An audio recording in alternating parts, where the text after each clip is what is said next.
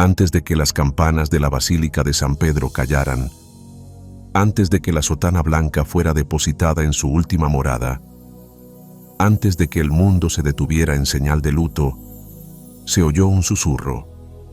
No provenía del púlpito, no provenía del balcón del Vaticano, sino desde la cabecera de un hombre que había caminado con Dios por los valles y las cimas, cuyas manos habían temblado sobre el cáliz, cuyas lágrimas se habían mezclado con sus oraciones en las horas tranquilas del amanecer. Y en esa última hora, el Papa Francisco no habló como teólogo, ni como cabeza de una iglesia mundial, ni siquiera como papa, sino como un hombre que se había encontrado cara a cara con el Cristo al que había amado toda su vida. Lo que dijo, lo que reveló sobre Jesús, dejó atónitos incluso a los más cercanos a él.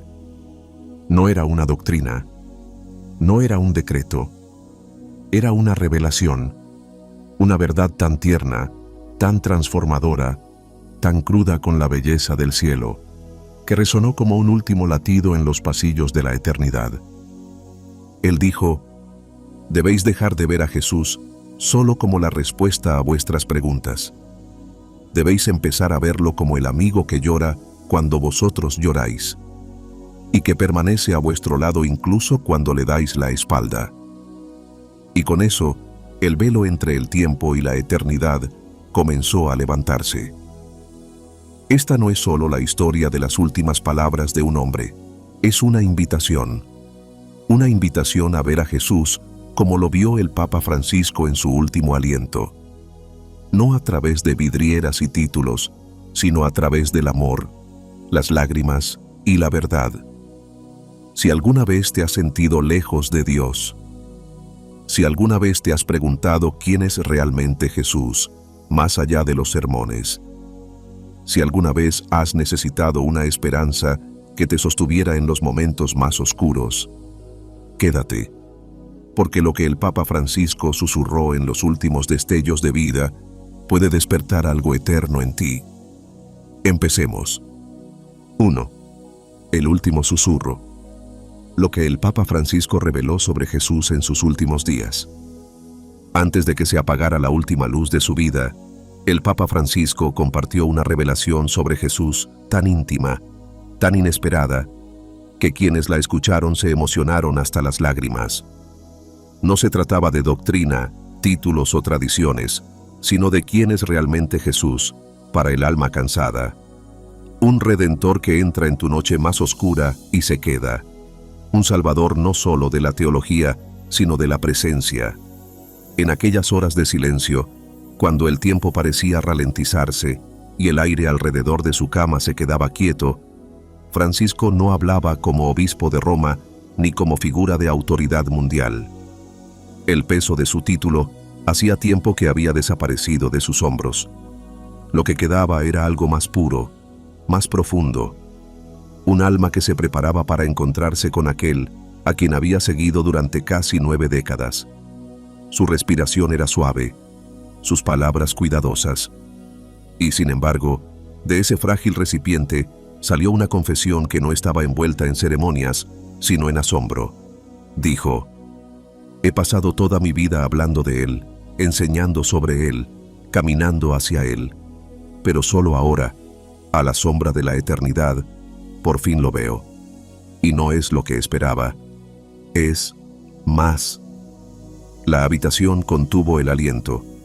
Los que estaban a su lado se inclinaron, no para escuchar una conferencia, sino para presenciar cómo un hombre que se encontraba en el umbral de la eternidad pronunciaba las palabras más sinceras de su vida. Él no es solo el Hijo de Dios, continuó. Es aquel que se arrodilló a mi lado cuando yo estaba demasiado destrozado para rezar. Es la voz que ignoré y la mano que nunca me soltó. Creía que lo entendía, pero ahora veo que Jesús no es solo el camino. Es el compañero en cada paso que creías que darías solo. Hizo una pausa, con los ojos entrecerrados y los dedos rozando suavemente el borde de la sábana, como un hombre que busca algo invisible, pero profundamente cercano. Los que lo conocían desde hacía años nunca lo habían oído hablar así. No era papal, no era refinado, era personal. Francisco no estaba citando teología, estaba revelando una experiencia, una que se había desarrollado lentamente a través del dolor, el silencio y la rendición. Solía creer que la fe significaba estar seguro, susurró. Ahora creo que la fe significa confiar en Él, incluso cuando no lo estoy. Habló del jardín, aquel en el que Jesús se arrodilló la noche antes de ser crucificado. Ese jardín, dijo Francisco, no era solo el lugar de su agonía, era el lugar de su sí. Cuando supo lo que le esperaba, siguió diciendo sí. Creo que todos llegamos a ese jardín, tarde o temprano, y cuando lo hacemos, aprendemos algo. Jesús no solo va a la cruz por nosotros, nos espera en Getsemaní. Las enfermeras, los cardenales, los ayudantes, nadie se movía. No se oía nada más que el tic-tac del reloj de pared y el pitido constante de las máquinas. Pero en medio de ese silencio, el cielo parecía más cercano. Una revelación se pronunciaba en el aire, no para los libros de historia, sino para el corazón humano. Francis continuó, con una voz que era como un soplo de viento.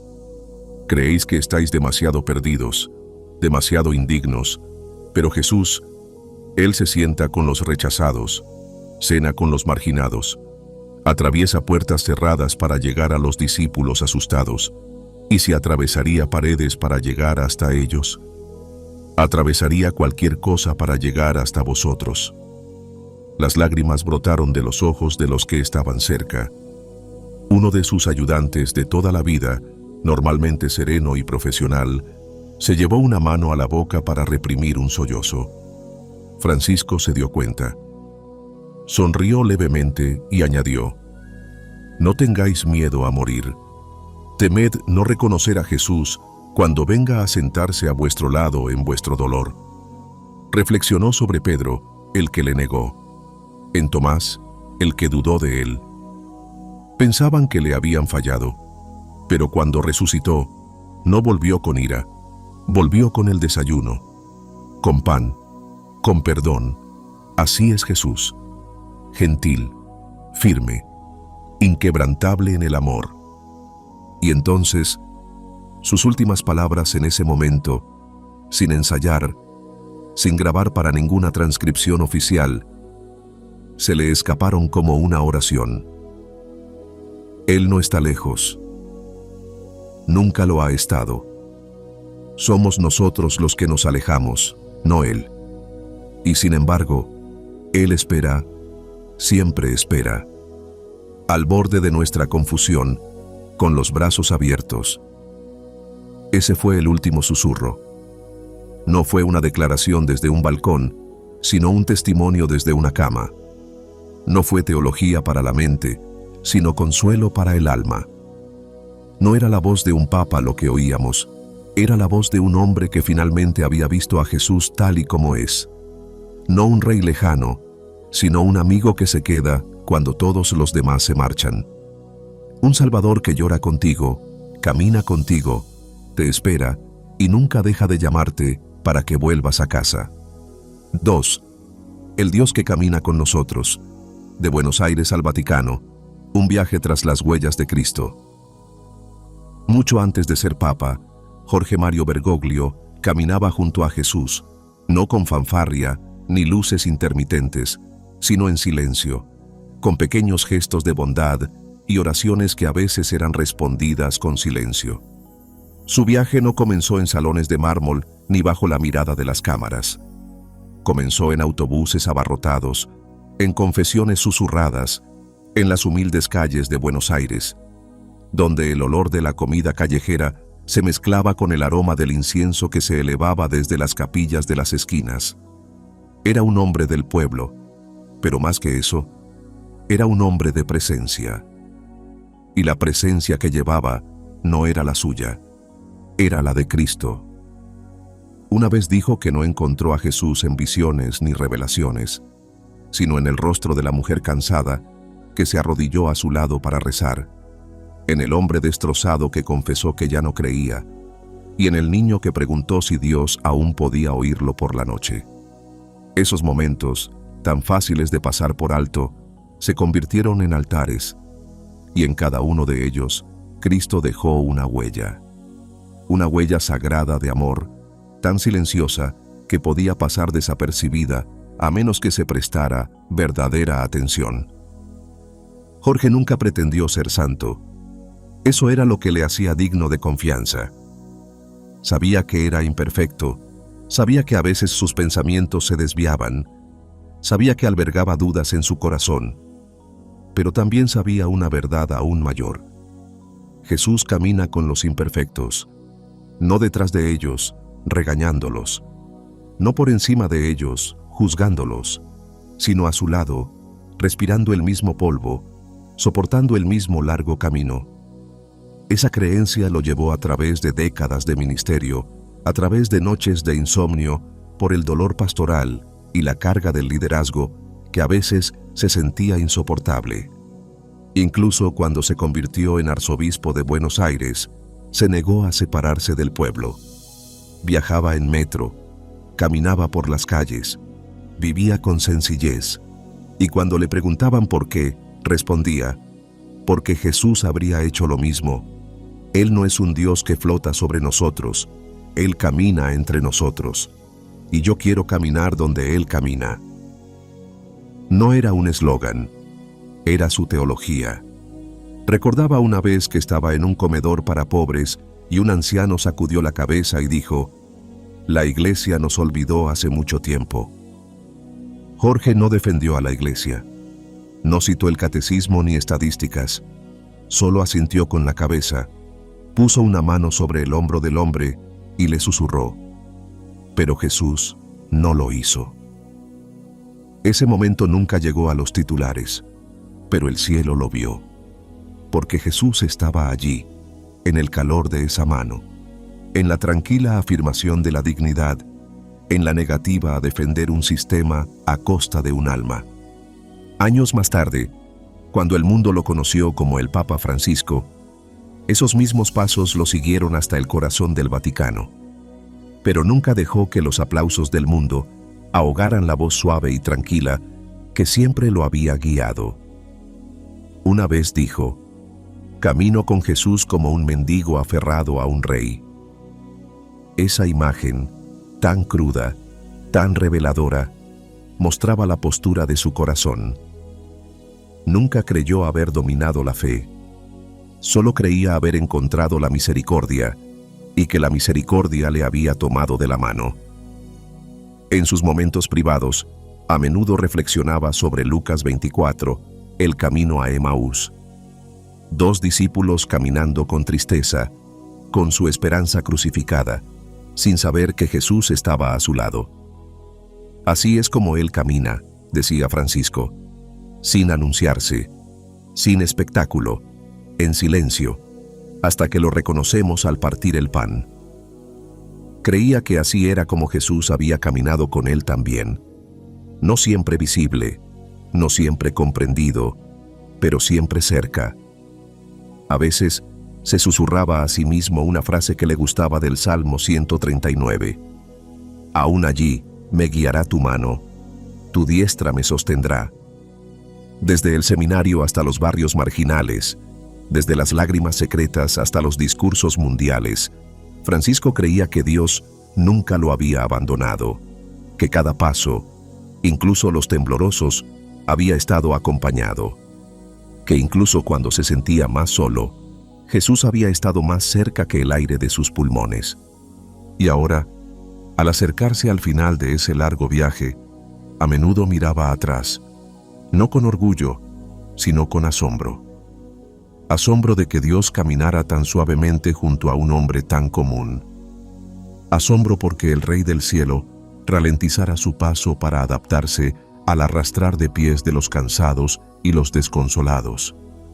Asombro porque en cada momento de desesperación, en cada tropiezo, en cada oración que parecía no tener respuesta, Dios también había estado allí. No siguió a Cristo para ser conocido, lo siguió para conocer, para conocer el corazón del Salvador que nunca deja de caminar, incluso cuando no podemos verlo. Y ahora, cuando se acercan los últimos pasos y el telón del tiempo comienza a levantarse, Francisco descansa en una tranquila verdad: que el Dios que caminó con él en Buenos Aires sigue caminando con él, que los pasos a su lado nunca fueron solo suyos, y que el camino que tiene por delante, el que lleva más allá de esta vida, ya está pavimentado con las huellas de un Salvador que va delante de todos nosotros. 3. Un Cristo para los olvidados. El Jesús que Francisco vio en los ojos de los pobres. Para el Papa Francisco, el rostro de Cristo no estaba enmarcado en vidrieras, sino manchado de sudor, descansando en bancos de parques, mendigando en las fronteras. Estaba envuelto en bufandas gastadas, oculto tras ojos huecos y grabado en las manos de quienes habían trabajado demasiado por muy poco. Para él, Jesús no era una figura alejada de la miseria humana, estaba en ella, siempre. Y la mayor herejía a sus ojos no era el error doctrinal, sino no reconocer a Cristo en los rostros heridos de los pobres. Mucho antes de su papado, cuando era simplemente Jorge Mario Bergoglio caminando por las calles de Buenos Aires, había aprendido algo que nunca lo abandonó. Los pobres no necesitan compasión, necesitan presencia. No necesitan tópicos, necesitan a alguien que los vea. No como casos de caridad, no como problemas que hay que resolver, sino como seres vivos, como receptáculos de la imagen divina. Una vez se arrodilló junto a un vagabundo que rechazó la sopa que le ofrecía y le pidió: ¿puedes sentarte conmigo un momento? Francisco lo hizo, no porque fuera a cambiar los titulares, sino porque cambiaba el cielo. Creía que Jesús no se había limitado a atender a los pobres, sino que se había identificado con ellos. El Hijo de Dios eligió nacer no en un palacio, sino en un establo prestado. No fue envuelto en seda, sino en harapos. Su primera cama fue un pesebre. Sus primeros invitados fueron pastores que olían a ovejas y a aislamiento. Y sus primeros días los pasó como refugiado, huyendo de la violencia con nada más que los brazos de su madre para protegerlo. Francisco creía que esto no era una casualidad. Era una declaración. El reino de los cielos no se construye con tronos, sino que comienza en los márgenes. Esa comprensión moldeó todo lo que hizo Francisco. Por eso visitó las favelas antes que a los líderes mundiales. Por eso decidió lavar los pies de los presos y no los de los sacerdotes. Por eso abrazó a los enfermos sin dudarlo y cenó con los sin techo en lugar de con los dignatarios. No estaba haciendo gestos para los medios de comunicación. Estaba respondiendo a la mirada de Cristo tal y como la veía reflejada en sus ojos. Una vez, durante una visita a un refugio en Roma, conoció a una mujer que llevaba semanas sin bañarse y cuya enfermedad mental la había dejado casi muda. Pero cuando ella lo miró y le sonrió, algo sagrado pasó entre ellos. Más tarde, cuando alguien le preguntó qué había visto en ella, respondió: vi los ojos de Jesús, cansados, pero no amargados, rotos, pero aún brillantes. Eran momentos como ese, no registrados, sin pulir, sin celebrar, los que tenían más peso para él. Nunca suavizó el llamado del Evangelio a amar a los más pequeños. Creía que Mateo 25 no era una sugerencia poética, sino el espejo del juicio. Todo lo que hicisteis a uno de estos, a mí me lo hicisteis. Lo repetía una y otra vez. No seremos juzgados por cuántos sermones hemos escuchado, sino por cuántas heridas hemos tocado. Cristo se había hecho pobre, no para que pudiéramos compadecernos de Él, sino para que pudiéramos encontrarlo allí. A menudo le entristecía lo fácil que era para la iglesia acomodarse, como los bancos podían aislarse de las calles. No condenaba a los ricos, pero les advertía, no porque el dinero en sí mismo fuera malo, sino porque podía cegar los ojos al sufrimiento. Y cuando los ojos se ciegan al sufrimiento, también se ciegan a Cristo. Una vez dijo a un grupo de obispos: no estamos llamados a ser administradores de una institución. Estamos llamados a ser pastores entre ovejas que cojean. Les instó a no hablar de los pobres desde la seguridad de los púlpitos, sino a oler como ellos, caminar como ellos, comer junto a ellos. La iglesia debe salir al exterior, dijo. Debe ensuciarse. Ahí es donde está Jesús. Sin embargo, su visión de los pobres no se basaba solo en su carencia, sino en su dignidad. Veía resiliencia en sus ojos, sabiduría en sus historias, santidad en sus cicatrices. Creía que los pobres no eran un campo de misión, sino un espejo que reflejaba al mundo lo que es la verdadera dependencia de Dios. No estaban vacíos, sino rebosantes de una fuerza invisible. Le encantaba recordar que Cristo dijo una vez: las zorras tienen guaridas, las aves tienen nidos, pero el Hijo del Hombre no tiene dónde recostar la cabeza. Esa falta de hogar no era algo temporal, era la realidad del Salvador. Por eso, cuando Francisco veía las frías camas de hormigón de los hambrientos, no veía fracaso, veía tierra sagrada. A medida que envejecía y el peso de su cargo se hacía más pesado sobre sus hombros, nunca perdió de vista dónde moraba Cristo. No estaba en los aplausos, no estaba en el oro del cáliz, estaba en el vaso de agua fría que se le daba al sediento, estaba en la comida servida en silencio, estaba en la manta que se colocaba sobre los hombros cansados en una noche de invierno. Eso era el Evangelio para él. No solo palabras, sino amor hecho visible. Por eso, para el Papa Francisco, el rostro de Cristo nunca estaría confinado a las catedrales o los lienzos. Vivía en las arrugas de los cansados, en las manos callosas de los trabajadores, en los ojos de los niños olvidados por los sistemas. Su Jesús no era limpio ni celebrado. Su Jesús era a menudo ignorado, pero estaba allí, siempre allí, esperando a ser visto en las mismas personas que el mundo pasa por alto. Y Francisco, hasta su último aliento, siguió mirando. 4. La misericordia es mayor que el juicio. Como Jesús enseñó a Francisco a perdonar más allá de los límites humanos. La misericordia fue la melodía de la vida del Papa Francisco, y Jesús fue su compositor. No era un concepto que hubiera estudiado en los libros o formulado en debates teológicos, sino algo con lo que se encontraba una y otra vez, en los lugares más crudos y destrozados, donde la religión a menudo lucha por abrirse camino. La veía en los rostros bañados en lágrimas de los caídos, en las manos temblorosas de quienes habían renunciado al perdón y, sobre todo, en las palabras de Cristo, que nunca antepuso el juicio a la gracia cuando ésta era suficiente para sanar. Desde el comienzo de su sacerdocio, Jorge Mario Bergoglio comprendió que el perdón sería el latido de su ministerio. Había visto demasiado sufrimiento, demasiado fracaso, demasiada vergüenza en el confesionario como para creer en un evangelio que solo condenaba. Conocía el peso que llevaba la gente cuando se arrodillaba ante Dios, esperando contra toda esperanza que sus pecados no fueran demasiados, ni demasiado profundos, ni demasiado definitivos. Y creía, con todo su corazón, que Jesús siempre se acercaba más cuando la vergüenza intentaba alejar a alguien.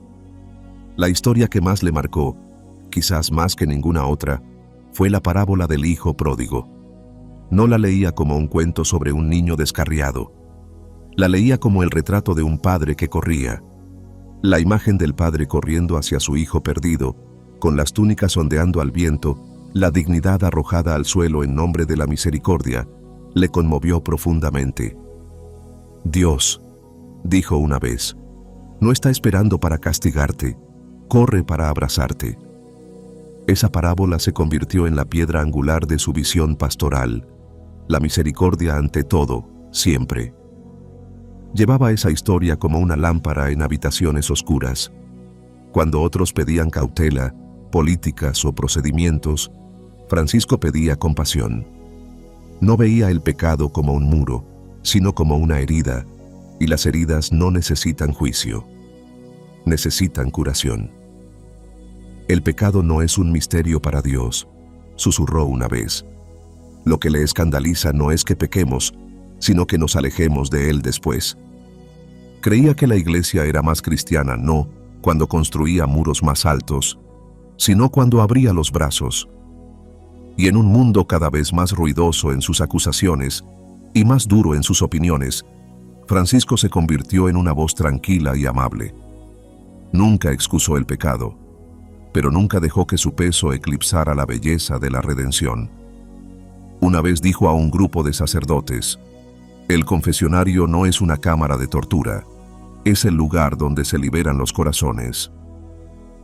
Hubo quienes lo criticaron por este enfoque, quienes consideraban que su énfasis en la misericordia corría el riesgo de diluir la verdad.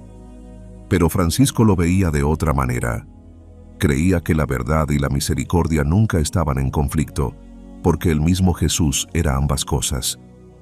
El que esté sin pecado, había dicho Jesús, que tire la primera piedra.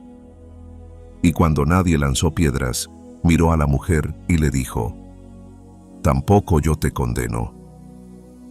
Francisco solía referirse a ese momento, no como un permiso para permanecer igual, sino como prueba de que la transformación comienza con la misericordia, no con la vergüenza. Recordaba una vez, cuando era un joven confesor, que una anciana entró en la iglesia con las manos temblorosas y los ojos llenos de arrepentimiento. Confesó cosas que había enterrado durante años, convencida de que Dios no podía perdonarla. Cuando terminó, Jorge la miró y le dijo: ¿crees que Dios te ha perdonado? Ella negó con la cabeza. Entonces confía en mi voz, le dijo él, porque hoy hablo en su nombre. Ella comenzó a llorar, no de tristeza, sino de alivio. Y él nunca lo olvidó. Años más tarde, como papa, extendió esa misma misericordia al mundo. Sorprendió a muchos cuando declaró que todos los sacerdotes podrían absolver el pecado del aborto, una medida que algunos calificaron de audaz y otros de controvertida. Pero para Francisco era sencillo. La puerta del perdón, dijo, siempre debe permanecer abierta, porque el corazón de Dios no es un tribunal, es un hogar. Este era el Jesús que Francisco seguía, el que partió el pan con los traidores, el que lloró con los impuros, el que eligió a un ladrón para ser el primero en entrar en el paraíso. Para Francisco, la santidad no era la pureza inmaculada por el dolor, sino el amor inmaculado por la amargura. No era la perfección en la ley, sino la perfección en el amor, un amor que se inclinaba, levantaba y restauraba. A menudo citaba Lucas 15:7. Hay más alegría en el cielo por un pecador que se arrepiente que por 99 justos que no necesitan arrepentirse. Ese versículo, decía, contenía el sonido de la celebración del cielo. No por los sin pecado, sino por los que regresaban. Esa era la melodía por la que vivía. La misericordia es mayor que el juicio. Siempre. Al acercarse sus últimos días, hablaba muy poco de doctrina, pero hablaba a menudo de la gracia.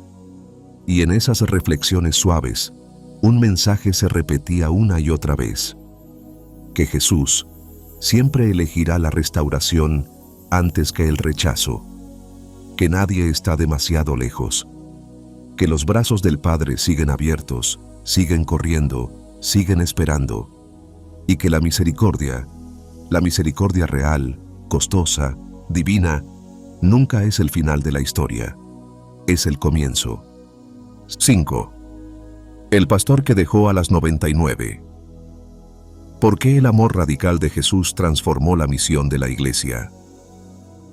El Papa Francisco dijo una vez que la Iglesia debe ser como un hospital de campaña después de una batalla, no una fortaleza ni un museo, sino un lugar donde se curan las heridas antes de que se conviertan en identidades. Esa imagen, tan impactante y a la vez tan suave, no surgió de una reunión estratégica ni de un memorándum político. Proviene de una historia que contó Jesús, una que había moldeado el corazón de Francisco desde el comienzo de su ministerio. La historia del pastor que dejó a las 99 para encontrar a la perdida. Para Francisco, esa parábola no era poesía, era una instrucción, un plan divino sobre cómo debe actuar la Iglesia en el mundo, no hacia el poder, sino hacia el dolor, no hacia los números, sino hacia los nombres. El pastor no consultó con el rebaño, no sopesó los riesgos frente a las recompensas, vio que faltaba uno, y eso le bastó. Dejó a los 99, no porque no importaran, sino porque estaban a salvo. Pero el que estaba solo, asustado, destrozado, necesitaba ser rescatado. Ese necesitaba ser buscado. Francisco sabía lo que significaba ser ignorado. Había vivido sus primeros años de sacerdocio a la sombra de otros, trabajando entre personas cuyos nombres nunca aparecerían en los titulares. Pero también sabía lo que significaba ser encontrado. Una y otra vez en su vida, había sentido que Cristo lo encontraba en momentos de desánimo, confusión o duda. Y cada vez que se sentía perdido, era la misma voz suave la que lo llamaba, no con reproche, sino con una pregunta: ¿dónde estás? Una vez dijo que la Iglesia nunca debe esperar a que las personas lleguen limpias. Debe salir corriendo a su encuentro en el barro. Por eso, como Papa, no esperaba en los pasillos de mármol del Vaticano. Viajaba a campos de refugiados, a zonas de guerra, a los márgenes de la sociedad donde Cristo a menudo camina sin ser reconocido. Abrazaba a los desfigurados, comía con los encarcelados, lloraba con los indocumentados. Y cuando le preguntaban por qué daba prioridad a esos lugares olvidados, respondía simplemente: porque es allí donde iría el pastor. Sus palabras, sus gestos, incluso sus silencios, estaban impregnados de la urgencia de esa búsqueda. Comprendía que, para representar verdaderamente a Cristo, la Iglesia debía estar dispuesta a dejar atrás su comodidad, sus estructuras, incluso sus tradiciones, si esas cosas le impedían perseguir a uno solo. Sabía que los 99 eran importantes. Nunca negó su valor, pero también creía que la prueba más verdadera de nuestra fe no es cuánto cuidamos a los fuertes, sino cuán ferozmente perseguimos a los perdidos. A menudo reflexionaba sobre Lucas 15, donde Jesús cuenta no una, sino 3 parábolas de búsqueda: la oveja perdida, la moneda perdida y el hijo perdido. Para Francisco, esta repetición no era accidental. Era una declaración: que nuestro Dios es un buscador, que el cielo no celebra fiestas cuando alguien actúa a la perfección, sino cuando alguien regresa. No hay mayor alegría, susurró una vez, que cuando los perdidos encuentran el camino de vuelta, y no hay mayor dolor que cuando la Iglesia se olvida de buscarlos. Para él, esto no era una teoría, era una realidad vivida. Había visto lo que costaba perseguir a uno solo. Había enfrentado críticas, incomprensión e incluso desprecio por parte de quienes consideraban que su enfoque era demasiado blando. Pero nunca cedió, porque no seguía una política, sino a un pastor que atraviesa matorrales espinosos para llevar a los heridos sobre sus hombros, un pastor que camina en la oscuridad con solo el amor como linterna. Cuando Francisco visitó el campo de refugiados de Lampedusa en 2013, uno de sus primeros viajes como papa, habló con madres que habían perdido a sus hijos en el mar. No llevó discursos, llevó lágrimas. Se paró donde otros temían ir. Escuchó. Y cuando regresó, le dijo al mundo: hemos caído en la globalización de la indiferencia. Debemos recuperar el corazón del pastor. Él veía la misión de la Iglesia no en el tamaño de sus catedrales, sino en el alcance de su compasión. Y recordaba constantemente a quienes le rodeaban que la evangelización no consiste en llenar las iglesias, sino en encontrar a quien ha dejado de creer que vale la pena ser encontrado.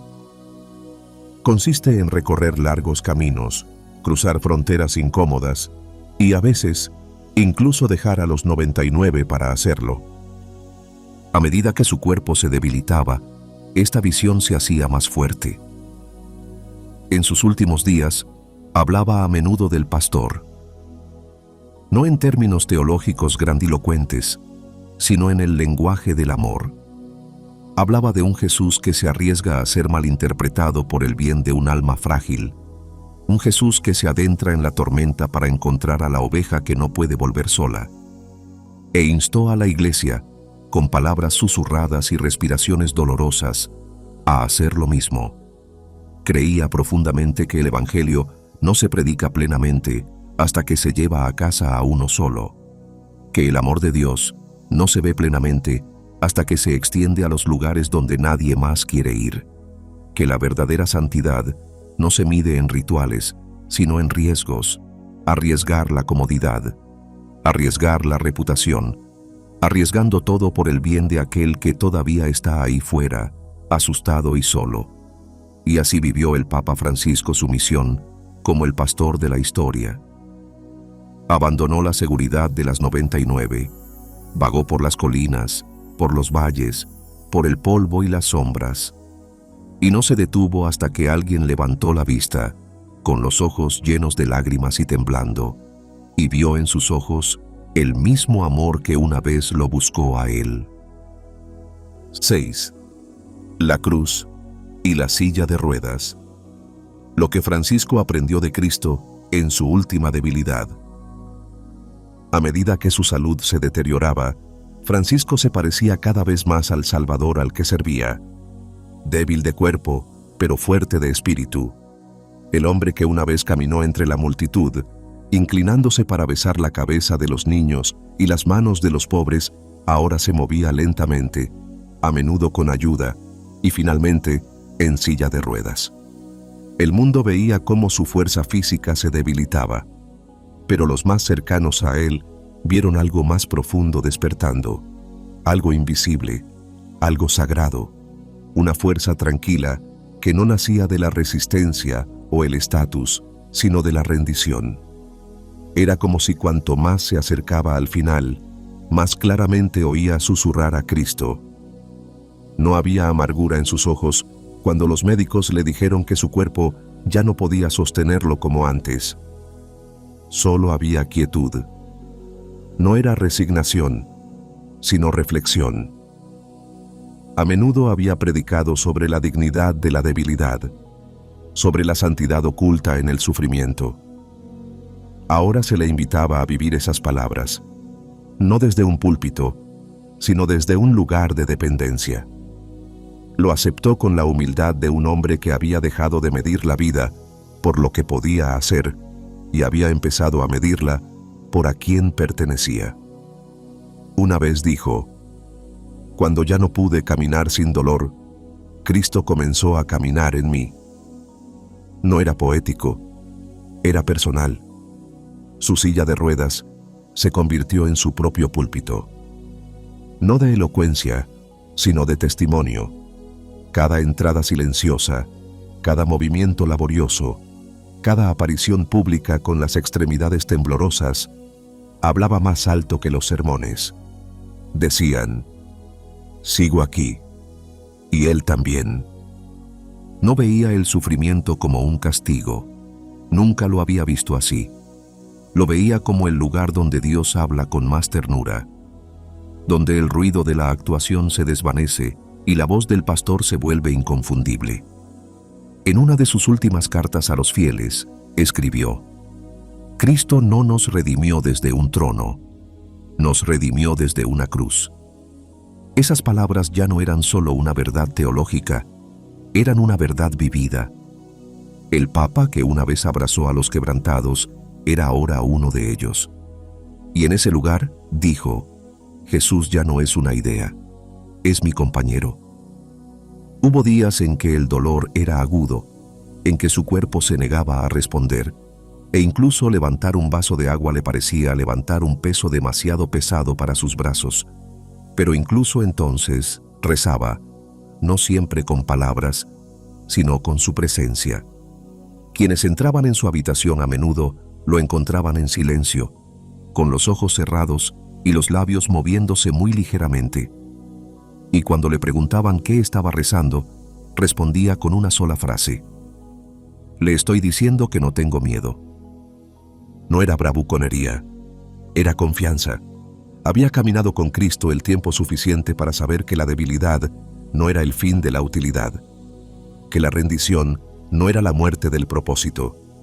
Creía, con todo su corazón, que Jesús no había venido a eliminar el dolor del mundo, sino a llenarlo de significado. No hay sufrimiento que no pueda transformarse cuando se pone en sus manos, dijo una vez. Ninguno. Y así comenzó a ver su silla de ruedas no como una maldición, sino como una cruz. No en el sentido de agonía, sino en el sentido de vocación. Era una nueva forma de estar unido a Cristo. De depender de los demás como Cristo dependió una vez de Simón de Cirene. De sentarse en lo bajo cuando los demás se alzaban y darse cuenta de que el cielo a menudo nos encuentra en los lugares más bajos. Decía: la silla de ruedas me enseñó lo que el trono nunca pudo, que el amor no necesita altura para ser santo, solo necesita humildad. En las largas tardes, cuando los pasillos del Vaticano estaban en silencio y la luz del sol se filtraba por las ventanas en rayos dorados, se sentaba y recordaba, no sus logros, no los elogios, sino los momentos en los que Cristo había estado más cerca, en las camas de los hospitales, en las prisiones, en el silencio de ser incomprendido. Ahora los veía todos como regalos, recordatorios de que nunca había caminado realmente solo. Y a medida que su cuerpo seguía deteriorándose, dejó de pedir fuerzas y empezó a pedir fe. No fe para curarse, sino fe para seguir adelante, para seguir confiando, para seguir estando presente, incluso cuando el mundo se oscurecía. Déjame ser débil, susurró una vez, si eso significa que Él será fuerte en mí. Los que le rodeaban decían que había una luz en sus ojos durante esas últimas semanas.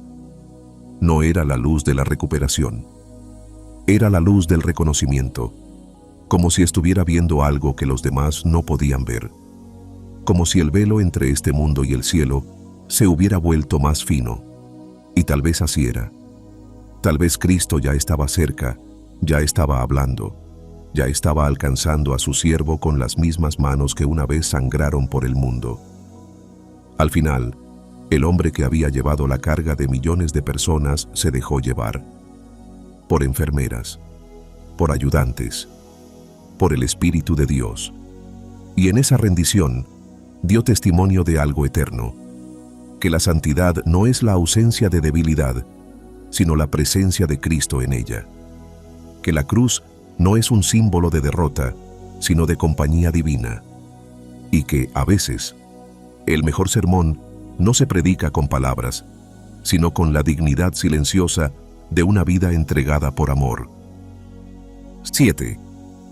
La teología de las lágrimas. Cómo Jesús redefinió la fuerza para un papa moribundo. Cuando el mundo busca el control, Jesús llora. Cuando los reyes construyen palacios, Jesús camina descalzo. El Papa Francisco aprendió que las lágrimas, y no las coronas, marcaban al Mesías. Y en sus últimos años, cuando los aplausos se apagaron y las expectativas se desvanecieron en silencio, se encontró cara a cara con el Dios que llora. El Dios que lloró ante la tumba de un amigo. El Dios cuyos ojos se llenaron de tristeza por una ciudad que no entendía la paz. El Dios que, incluso en su omnipotencia, nunca consideró las lágrimas un signo de debilidad, sino un lenguaje de amor. Francisco siempre había creído en un Cristo que sentía profundamente. Pero en aquellas largas y tranquilas noches, mientras su cuerpo le traicionaba y sus fuerzas se desvanecían, comenzó a comprender algo que nunca se había atrevido a predicar abiertamente: que la vulnerabilidad no era un defecto de la divinidad, era la prueba de ella, y que las lágrimas no eran el fin de la fe, sino que a veces eran su comienzo. Recordaba a menudo el momento del Evangelio en el que Jesús se presentó ante la tumba de Lázaro. La multitud observaba, esperando un milagro, un espectáculo, una orden. Y antes de que se produjera el milagro, Jesús lloró. No solo por compasión, no para aparentar, sino porque su amor era real y el dolor de los demás le traspasaba el corazón. «Este es nuestro Dios», le susurró Francisco una vez a su consejero espiritual. «El Dios que no solo resucita a los muertos, sino que primero llora por ellos». En sus reflexiones privadas, Francisco comenzó a revivir los momentos de su vida en los que había llorado, no los momentos públicos ni los ceremoniales, sino los ocultos. La noche en que sostuvo la mano de un adicto moribundo y se sintió impotente. La tarde en que enterró a un amigo y no pudo hablar. Las mañanas en que se despertaba en un hotel desconocido durante sus primeros viajes y lloraba, no por el dolor, sino por la soledad. Y en cada uno de esos recuerdos, ahora veía a Cristo, no como un salvador del dolor, sino como un compañero en él. Como Papa, había llevado las expectativas del mundo sobre sus hombros y a menudo sus penas en su corazón. Había conocido a víctimas de la guerra, a niños huérfanos por el hambre, a madres que solo tenían fotografías. Y aunque ofrecía palabras y oraciones, lo que más daba eran lágrimas, porque creía, de verdad, que Cristo estaba presente en esas lágrimas. Que algo sagrado ocurría cuando un corazón humano se rompía, no en pedazos, sino que se abría. Una vez, después de visitar un hospital infantil, lo encontraron en la capilla con la cabeza gacha y los hombros temblando. Cuando más tarde le preguntaron por qué había llorado, respondió sin dudar: porque Jesús también lloró allí. No veía la emoción como un signo de colapso, la veía como un sacramento. Y cuanto más envejecía, más libremente brotaban esas lágrimas, no por desesperación, sino por reverencia. Decía que era como si el velo entre la tierra y el cielo se hubiera vuelto tan fino que su alma ya no podía ocultar lo que sentía. A menudo hablaba de Getsemaní, no como un símbolo teológico, sino como un momento que explicaba todos los demás. El Hijo de Dios, arrodillado solo, suplicando otra salida, no estoico, no distante, sino sudando gotas de sangre por el peso de todo aquello. Eso era fuerza para Francis, no la ausencia de dolor, sino la voluntad de enfrentarlo, de entrar en él, de soportarlo, no porque fuera fácil, sino porque el amor lo exigía. Jesús no solo murió por nosotros, dijo una vez, lloró en su camino hacia la cruz. Y así, a medida que su propio cuerpo se acercaba al silencio de la muerte, Francis no intentó ser heroico como el mundo esperaba. Dejó que su corazón permaneciera tierno. Permitió que las lágrimas cayeran libremente en presencia de los visitantes, incluso cuando habían venido a consolarlo. Lloraba cuando alguien leía un salmo en voz alta. Lloraba cuando una enfermera le tomaba la mano sin decir una palabra.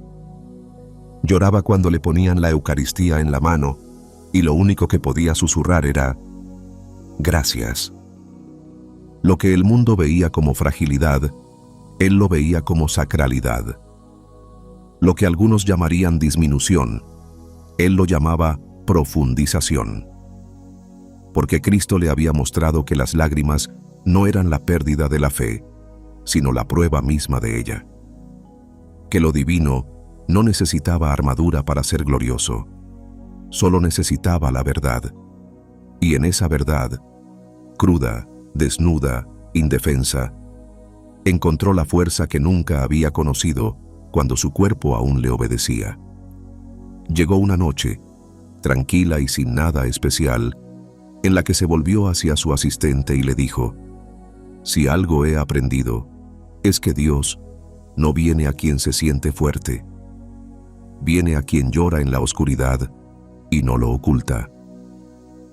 Esa fue la teología que lo guió al final. Una fe que daba cabida al lamento. Un evangelio que no se apresuraba a arreglar, sino que se detenía a sentir. Un Salvador que no descartaba las emociones como debilidad, sino que las bautizaba con sus propias lágrimas. Y así, el Papa Francisco, en el último capítulo de su vida, llegó a encarnar lo que había predicado: que el amor debe sentirse profundamente, que la verdad debe tocar los lugares más sensibles, y que la santidad no se encuentra en los corazones duros, sino en los quebrantados, sostenidos con ternura por el Dios que llora y nunca se aleja. 8. El sonido de su voz. Cuando Jesús habla en silencio, no todas las revelaciones llegan con truenos. Para Francisco, las más profundas llegaron en la quietud. En un mundo entrenado para perseguir el ruido, él había aprendido a escuchar los susurros. No era el aplauso de las multitudes lo que le conmovía. Era el silencio que se apoderaba de su alma en la oración matutina. La seguridad tácita en medio de las noches de insomnio en el hospital, el sutil cambio de paz que no llegaba a través de explicaciones, sino a través de la presencia. A menudo decía que el silencio no era la ausencia de Dios, sino su cercanía. Tan cerca, tan sagrado, que las palabras eran demasiado pequeñas para transmitir lo que él quería decir. Siempre había conocido a Cristo como una voz, pero no siempre como una voz fuerte. En su juventud, esperaba que Dios le hablara con claridad, con órdenes. Pero con el tiempo, aprendió que a veces los mensajes más íntimos de Dios no llegaban como declaraciones, sino como un suspiro, como quietud, como la sensación inquebrantable de que alguien santo estaba cerca, incluso cuando no se veía ni se oía nada. Cuando Él calla, dijo Francisco una vez, no es porque esté lejos, es porque está dentro. Sus historias favoritas eran aquellas en las que Dios susurraba. Elías en la cueva, temblando ante el viento, el terremoto y el fuego, solo para oír a Dios en el suave susurro que siguió. María en el sepulcro vacío, sin reconocer a Jesús hasta que Él pronunció su nombre. Los discípulos en el camino a Emaús, con el corazón ardiendo, no por lo que Él dijo, sino por la forma en que estaba con ellos. Francisco creía que esos momentos no eran excepciones, eran la regla. Dios rara vez grita, decía. Él espera. Había largas mañanas en la casa Santa Marta, antes de que saliera el sol, en las que se sentaba solo con las escrituras y cerraba los ojos, no para dormir, sino para escuchar. Creía que el espíritu hablaba con mayor claridad cuando el alma estaba despejada.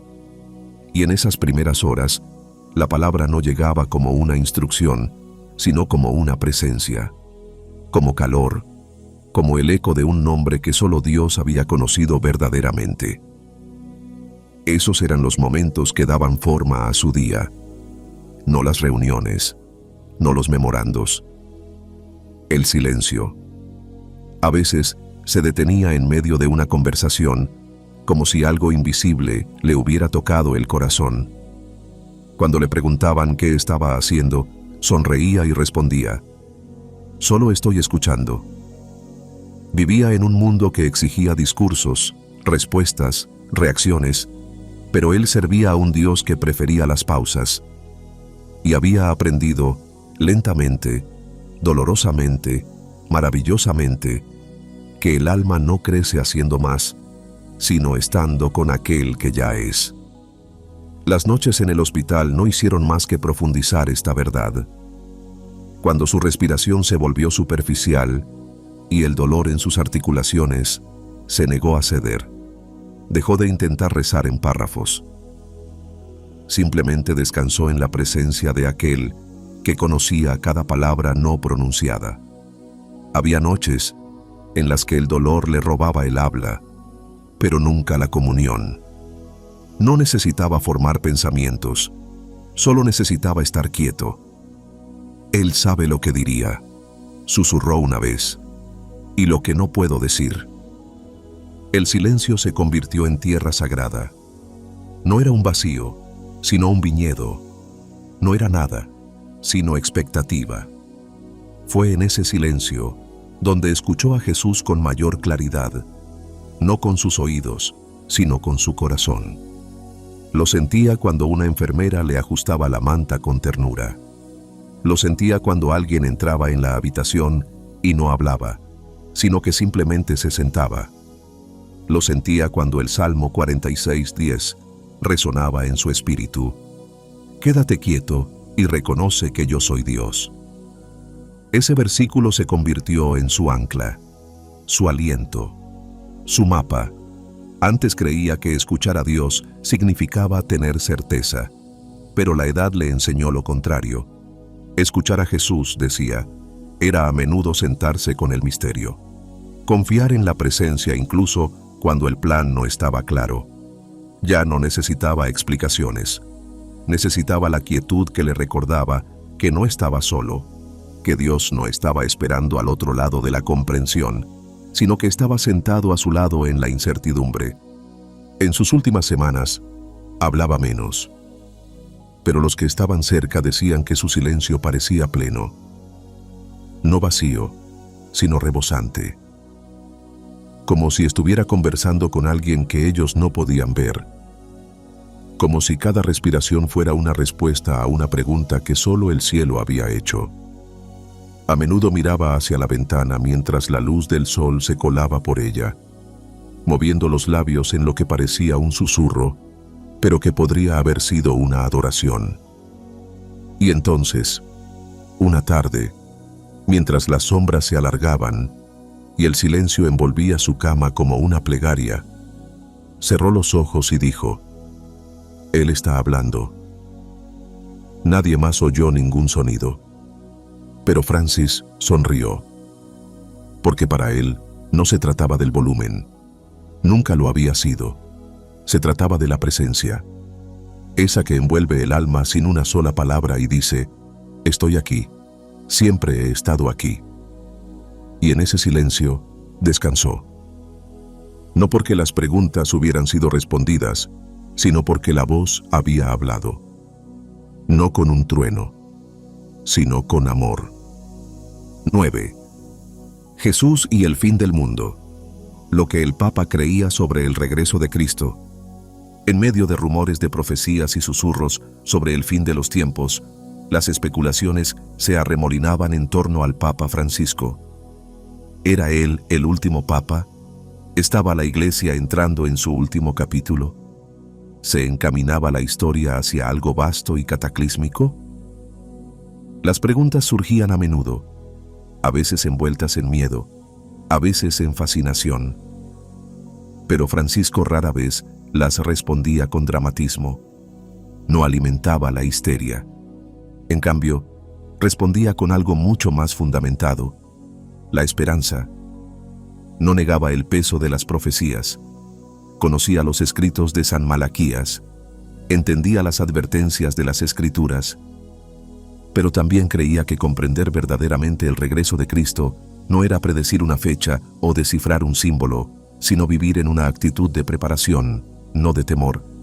Y esa preparación, para él, se parecía más al amor que al miedo, más a una lámpara que se mantiene encendida que a un búnker en construcción. Una vez dijo, la segunda venida no es una amenaza, es una promesa. Una promesa de que el sufrimiento no durará para siempre, de que la injusticia llegará a su fin, de que la muerte, la gran ladrona de todas las cosas bellas, finalmente será deshecha. Para Francisco, el regreso de Cristo no era una invasión aterradora, sino el tan esperado regreso a casa de un rey, cuya ausencia siempre se había sentido temporal. En sus oraciones privadas, a menudo meditaba sobre Apocalipsis 21:4. Él enjugará toda lágrima de sus ojos. Ya no habrá muerte, ni llanto, ni lamento, ni dolor. Ese versículo no le provocaba ansiedad, le provocaba anhelo. Un anhelo no por la destrucción del mundo, sino por su sanación. Creía que el regreso de Cristo sería la respuesta definitiva a todos los gritos que se habían elevado al cielo. No un fin, sino una restauración, una corrección divina de todo lo que había salido mal. Francis no dedicaba tiempo a trazar cronologías ni a planificar la tribulación. No le interesaba convertir el libro del Apocalipsis en un acertijo. Para él, eso era perder el sentido. El regreso de Jesús no era un secreto que había que resolver, sino un Salvador al que había que esperar. Y esperarlo significaba vivir como si fuera a llegar esta noche, y amar como si fuera a tardar otros 1000 años. A menudo decía que la Iglesia debía estar trabajando cuando Cristo regresara, alimentando a los hambrientos, levantando a los quebrantados, caminando junto a los marginados, no acurrucada por el miedo, ni paralizada por el pánico, sino haciendo precisamente lo que Jesús le había mandado hacer. Bienaventurado aquel siervo, citaba, a quien el Señor encuentre haciendo su voluntad cuando regrese. No era ingenuo respecto al mundo, veía cómo se desmoronaba, el aumento de la violencia, la corrosión de la verdad, la soledad que se había asentado como polvo en los corazones de generaciones enteras.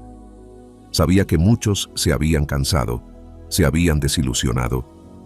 Pero incluso entonces, decía, levantad la cabeza, la redención se acerca. Se negaba a ver los últimos días como un espectáculo de ira. Los veía como un crescendo de misericordia. Incluso en el juicio, creía, Dios estaría alcanzando, siempre alcanzando, el alma. A menudo meditaba sobre el ladrón en la cruz. En su último aliento, Jesús le dio la bienvenida a casa. Hoy estarás conmigo en el paraíso. Francisco creía que esa frase revelaba todo lo que necesitamos saber sobre el corazón de Cristo, incluso al final. En conversaciones con teólogos, preguntaba en voz baja, si Él regresa y nosotros seguimos trazando líneas, siguiendo eligiendo quién está dentro y quién fuera, ¿lo habremos vuelto a perder? Estaba convencido de que el regreso de Cristo no sería una ratificación de los límites de la religión, sino la revelación del corazón ilimitado de Dios. No sería un momento para decir, ¿veis? Teníamos razón, sino para caer de rodillas y decir, Señor, ten piedad. No esperaba estar vivo cuando se abriera el cielo, pero vivió como si pudiera suceder mientras dormía. Y en sus últimos días, cuando su aliento se debilitó y el velo entre este mundo y el siguiente comenzó a brillar, habló de la segunda venida no con miedo, sino con alegría. Él viene, susurró una noche, y cuando lo haga, nadie preguntará si llega tarde, solo gritarán, por fin. Y si él era el último papa, estaba en paz con ello, no porque se viera a sí mismo como una figura profética, sino porque sabía que la historia no terminaría con él, terminaría con Jesús. Y Jesús, creía él, era fiel a su promesa de regresar, fiel a terminar lo que había comenzado, fiel a sanar a los heridos y a renovar el mundo. Así que cuando rezaba por el final, no rezaba por escapar, rezaba por estar preparado, para que, cuando sonara la trompeta, la Iglesia no se encontrara aferrada a la comodidad, sino levantándose con compasión, para que no nos escondiéramos en nuestro miedo, sino que brilláramos en su amor, para que cuando las nubes se abrieran y el Rey regresara, encontrara un pueblo que aún creyera, que aún esperara y que aún viviera cada día como si Él estuviera a la vuelta de la esquina. 10. El último amén. El legado de un hombre que se atrevió a ver a Jesús con claridad. Mientras las campanas de Roma repican y las velas parpadean en las catedrales, el mundo se detiene en un extraño silencio. No es el silencio de la pérdida, es el silencio de algo sagrado que atraviesa el aire. El tipo de quietud que se produce cuando el peso de una vida bien vivida ha caído como incienso ante el altar de Dios. El tipo de silencio que sigue a la última palabra de un libro sagrado. El Papa Francisco ha exhalado su último aliento, pero su voz aún perdura, no en discursos, títulos o ceremonias, sino en los rincones tranquilos donde Jesús aún camina y espera. Muchos lo recordarán por su papado, por las reformas, la humildad y las sorpresas. Pero más allá, grabada bajo los titulares y los libros de historia, está la historia de un hombre que se atrevió a ver a Jesús no como un símbolo, sino como un amigo. No como un elemento fijo de la teología, sino como una presencia viva. Pasó sus últimos años no tratando de controlar la iglesia, sino tratando de entregarla. No tratando de definir a Cristo, sino de seguirlo, incluso cuando el camino lo llevaba a lugares desconocidos. No adoraba a un Cristo lejano. Caminaba con uno cercano. Un Salvador que se sentaba en las aceras con los pobres, que esperaba en las colas de los refugiados, que dormía en catres de prisión y susurraba esperanza a los solitarios. Y Francisco, con toda su gastada sencillez, se atrevió a creer que este Jesús no solo era real, sino suficiente. Suficiente para los heridos. Suficiente para los escépticos. Suficiente para los moribundos. Y sobre todo, suficiente para una iglesia que a veces había olvidado cómo amar como Él. No se hacía ilusiones sobre sí mismo. Conocía sus defectos, su pasado, sus límites, pero quizá eso es lo que hizo que su legado fuera tan duradero. Nunca intentó ser Cristo, simplemente intentó reflejarlo. En la sonrisa que regalaba a los desconocidos, en el silencio que guardaba en el sufrimiento, en la misericordia que ofrecía a quienes solo esperaban reprimendas. Su vida fue un largo eco de una sola frase: Él debe crecer y yo debe disminuir. Esa era su teología. Esa era su alma. En su último discurso a los cardenales, pronunciado no desde un balcón, sino desde una cama, su voz temblaba por la edad, pero no por el miedo. «Cuidad de los pobres», dijo. «No los olvidéis, y no olvidéis que Cristo no está lejos de ellos». No pidió que se conservaran sus escritos, ni que se inmortalizara su imagen. Pidió que se viera a Jesús, claramente, sin distorsiones políticas, sin que lo enterraran bajo rituales, sino que se lo viera en toda su plenitud, en sus manos heridas y sus ojos llorosos, en su compasión y su valentía, en su cruz y en su cercanía. En sus últimos momentos no rezó por aplausos, sino por un despertar. Para que la iglesia recordara quién es. Que los seguidores de Cristo lo siguieran, no a los palacios, sino al dolor de los demás. Que la teología descendiera de las torres de marfil y volviera a encontrar su lugar en los corazones rotos y en las colas del pan. Y sobre todo, que el mundo dejara de mirar más allá de Jesús y empezara a mirar a sus ojos. Él dijo una vez: «Si supiéramos lo cerca que está realmente, caeríamos de rodillas, no por miedo, sino por amor». Esa cercanía, esa intimidad sagrada, era el fuego que lo alimentaba. No el fuego de la ambición, sino el de la adoración. No el fuego del control, sino de la comunión. No intentó moldear a Jesús para convertirlo en algo manejable. Dejó que Jesús lo remodelara a él, convirtiéndolo en alguien más lento, más gentil, más valiente, más misericordioso. Y ahora que ha cruzado el velo, la Iglesia se queda con una sola pregunta. ¿Seguiremos al Jesús que él vio? No al Jesús seguro, no al silencioso, sino al Cristo que parte el pan con los pecadores y camina sobre los mares tempestuosos. El Cristo que vuelca las mesas, pero también se inclina para lavar los pies. El Cristo que sigue llamando por su nombre a los quebrantados y nos desafía a creer que, incluso ahora, incluso aquí, el amor sigue siendo la fuerza más poderosa de la tierra. Mientras las catedrales apagan sus luces y los coros cantan su última misa, el hombre llamado Jorge Mario Bergoglio se ha ido. Pero el Cristo que amaba no. Y en todos los lugares donde rezan los solitarios, donde gritan los que sufren, donde los marginados esperan una oportunidad más, ese Cristo sigue presente, sigue llamando, sigue llamando. Así que la última palabra no sea el luto, sino el movimiento. Que no sea el miedo, sino el fuego. Que no sea el recuerdo, sino la misión. Porque si Francisco nos enseñó algo, es esto. Jesús no es una lección que hay que aprender, es una vida que hay que vivir. Él es la voz en el silencio, el rostro en la multitud, la mano en la oscuridad. Él es la razón por la que perdonamos, la razón por la que servimos, la razón por la que nos atrevemos a esperar cuando el mundo dice que es una locura. Y ahora, mientras el cielo recibe a un siervo y la tierra baja la mirada en reverencia, nos unimos en una última oración, no a Francisco, sino con él.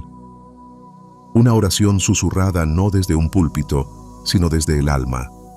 Una oración que se eleva como incienso y descansa como un beso en los labios de la eternidad. Una oración que dice, simple y plenamente, Amén. Ven, Señor Jesús. Y que el legado del hombre que lo vio claramente nos impulse a hacer lo mismo. Las campanas ya han callado. Las velas se han consumido. Y en algún lugar más allá del tiempo, un humilde siervo se encuentra cara a cara con el Salvador, al que siguió entre sombras y susurros. El Papa Francisco se ha ido, pero no ha desaparecido. Solo ha cruzado el umbral, donde la fe se convierte en visión y las preguntas se disuelven en el resplandor del mismo Cristo. Y a nosotros, los que quedamos, nos queda algo más que el recuerdo. Nos queda un llamado. No a admirarlo, sino a imitar a aquel a quien él nunca dejó de señalar. Un Jesús que eligió a los pobres en lugar de los poderosos, que acogió al pecador, tocó a los intocables y lloró por un mundo que aún no sabe cuánto es amado. Un Jesús que aún camina por nuestras calles, aún llama a nuestras puertas, aún espera ser visto. Francisco no nos dejó un sistema que defender, nos dejó un evangelio que vivir. Uno que corre hacia los perdidos, que escucha antes de sermonear, que se arrodilla antes de levantarse.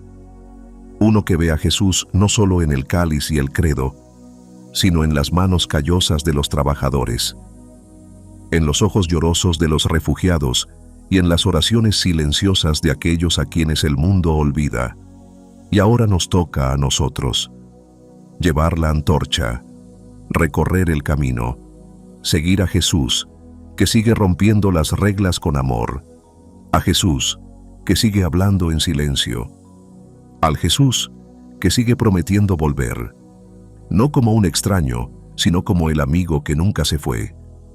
Que esto no sea el final de una historia, sino el comienzo de la tuya. Deja que tu fe crezca no en el ruido, sino en la cercanía. Deja que tu teología se viva, no solo se aprenda.